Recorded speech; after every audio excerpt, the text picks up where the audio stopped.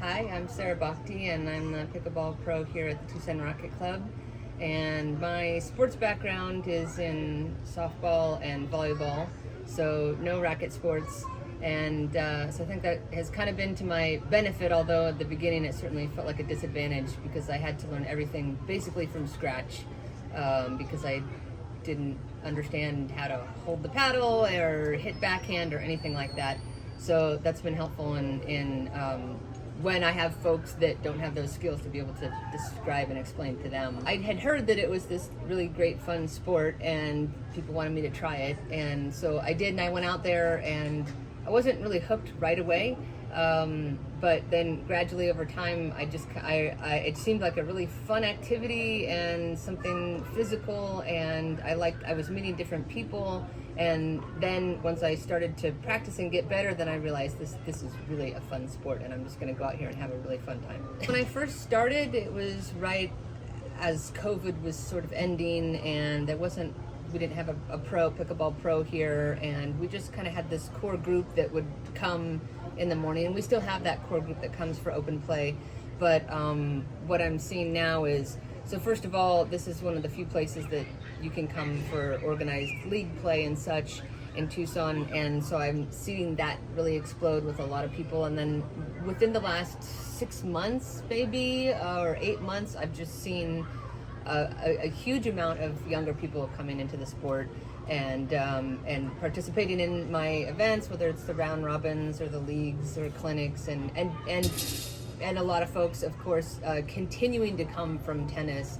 And I get folks that are have knee replacements or hip replacements and are just they had their knee replacement and they said, oh well, I'm never going back to tennis. And then I have some younger folks. I have some folks that played college tennis who are in their 20s or 30s, and they're really top-notch athletes, but they just do not want to play tennis anymore. Like, they're done, and they have all the injuries from that, and they're just so hooked in pickleball. We have 12 pickleball courts, and it's in the makings to convert some more over, so we're going to have more pickleball courts, and they're available 24/7, which is great. And we have open play, which runs in the morning. Right now it's usually about 6:30 to 9:30 in the morning, and that's just drop in, show up, and put your paddle up and play. Really friendly community, really a great place for beginners because everybody's really welcoming and friendly.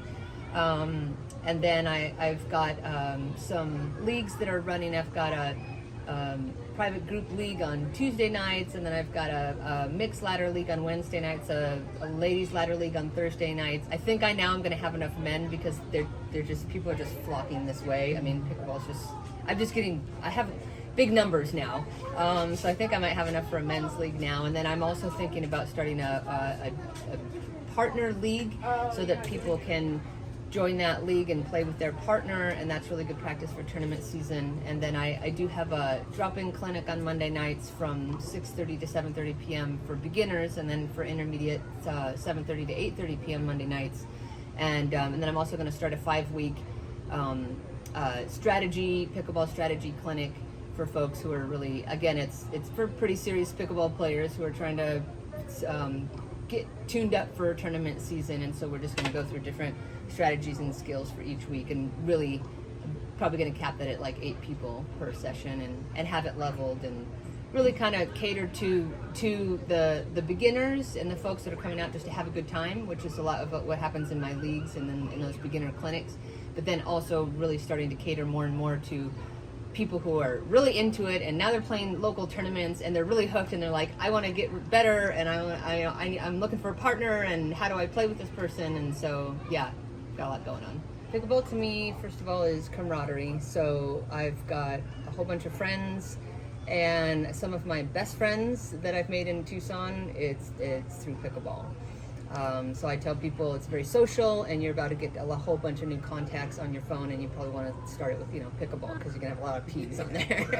Pickleball is also about teamwork, so it's learning how to play on the court with different partners and against different opponents, and I think that's part of that mental challenging aspect, which makes pickleball really fun. Pickleball is also challenging, so I think that I've had tennis players come to me and say, Well, I was a 4-0 tennis player, and I'm not going to get any better. Because I'm 60 years old, and that's it. But I'm going to get better at pickleball. So I think that because of the nature of the game, where it's a lot of thinking and strategy and placement and not just pure raw talent and skill, that you can win the game, that people get really hooked on that aspect of it. So pickleball is the most fun sport I've ever played in my life, and by far, like nothing else comes close. It's extremely social, it's extremely fun, you'll be laughing out there, it's physical, you get exercise, it's challenging, you could be thinking about strategy, but I would just say that it is because of the way that the game is played. You don't have to be super young and super strong and male to be the best pickleball player out there, and there's no other sport I know like that. So it's the best sport in the world. Okay, Sarah. So we're really excited to be partnering with you with the Boys and Girls Club to hold our pickleball tournament here at Tucson Racquet Club. But what does a partnership like this mean to you, especially considering that we're trying to get youth more involved in pickleball? Yeah, I think that's really was an important part of my life when I was in middle school, 7th and 8th grade, and my parents were getting divorced, and felt like my life was falling apart, and so I got really involved in sports. I did after-school sports year-round at the middle school, and that organization, the coaches, being involved with the other kids that I wouldn't normally associate with, I felt a part of something. I was focused on something. It was all positive, and I really think that helped me through my time in my life, and I felt like I learned a lot of skills of how to get along with others, and I stepped into some of these kind of leadership roles on the team, and things and I was a super shy kid, so things that just became available for me and helped me develop as a person, and kept me out of maybe some other avenues I would have gone down if that hadn't been the focus. So I think it can do a lot for kids, and it's such a fun sport that kids can, and it's so easy for kids to come just pick up a paddle and start playing. So it's accessible to everyone, and it can just be something that really could be a life changer.